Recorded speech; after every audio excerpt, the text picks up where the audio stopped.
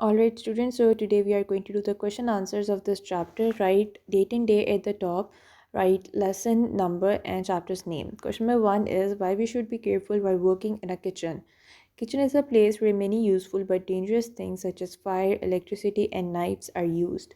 Question number two is how should we avoid falls? We should not run up and down or play on staircases. We may break our bones if we fall. We should keep the floors of our house clean and dry. A wet floor can be slippery and can cause bad falls.